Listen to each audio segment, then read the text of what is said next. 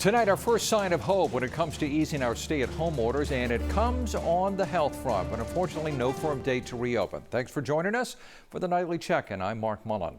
So, Governor Newsom lifted restrictions on scheduled surgery that were put on hold because of the pandemic. This is the first change to our state's stay-at-home orders since they were put in place last month. The governor says we are seeing an improvement at hospitals and their abilities to handle coronavirus surgeries. California is on track now to test 25,000 people a day by the end of the month, and there will be 86 new testing sites placed in rural communities. These sites will provide the kind of continuity that we need to ultimately advance our collective goals in this in this state to reach these testing goals. There is no light switch, and there is no date in terms of our capacity to provide the kind of clarity that I know so many of you demand and deserve. Governor Newsom says the state is looking to train 10,000 workers as well to track and trace people who have become infected with the coronavirus. The governor and local leaders are feeling the pressure to reopen the longer things stay shut down, and reactions from San Diegans we've heard from seem to be pretty mixed.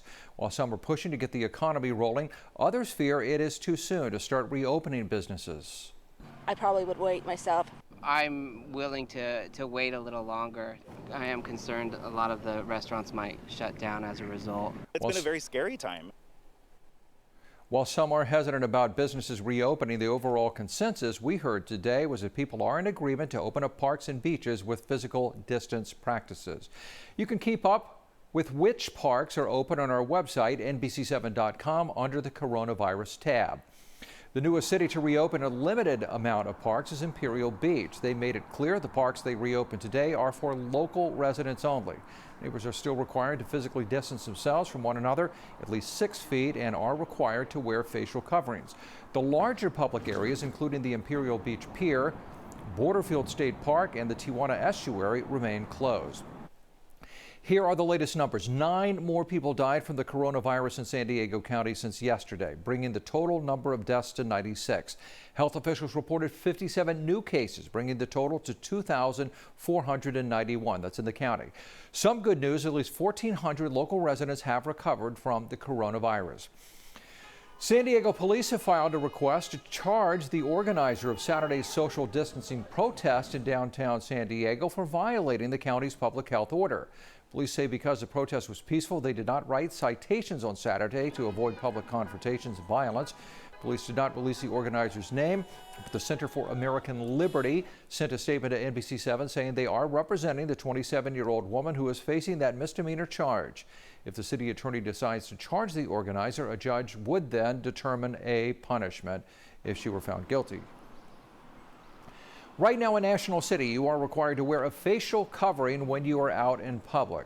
Former Mayor and City Council member Ron Morrison says the order was put in place due to how badly the South Bay has been getting hit by the coronavirus. In Otay Mesa, Edgar Highlands area, they had a 23% spike in cases. San Ysidro saw an increase of 12%. Cases in South Chula Vista went up 8%. One mother with whom we spoke said she is grateful the city is making the masks mandatory. You see people coughing all the time.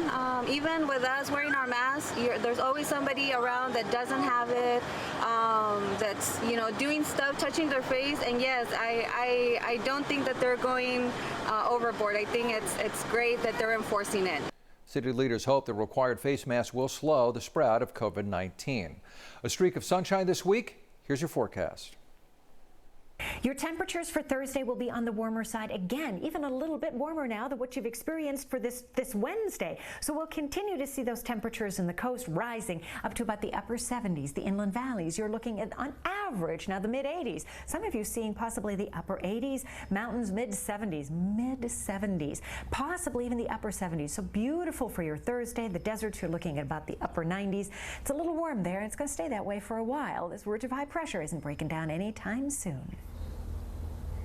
Throughout the course of the pandemic, we have seen neighbors helping neighbors. Now residents in Santee are stepping up. A family started their own community food bank right in their front yard. They say they wanted to make sure Their neighbors felt supported and loved during this really challenging time, with signs in their front window that reads, "We love Santee." The family adds items to their Amazon delivery order, then puts them on the table in the front yard, and several people from the neighborhood are stepping up to add to the collection.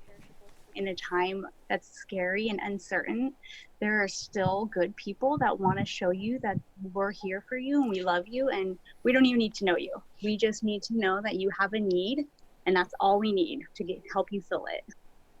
It's terrific. The family makes sure to keep a close eye on the food and cover up any that needs it, but anyone is welcome to help themselves. They are on Beck Drive in Santee. And you can help families and seniors impacted by the crisis. NBC7 and Telemundo 20 are hosting virtual food drives. You can choose to donate to either Feeding San Diego or the San Diego Food Bank. And if you and your family are in need of help, go to NBC7.com/community or check out the trending bar at the top of our homepage. That's going to do it for our nightly check-in. Make sure and subscribe to Insight from our Investigates team. They will have a new episode out this week about the reality of businesses reopening during the pandemic. I'm Mark Mullen. Thanks for watching. Be safe. Have a good night.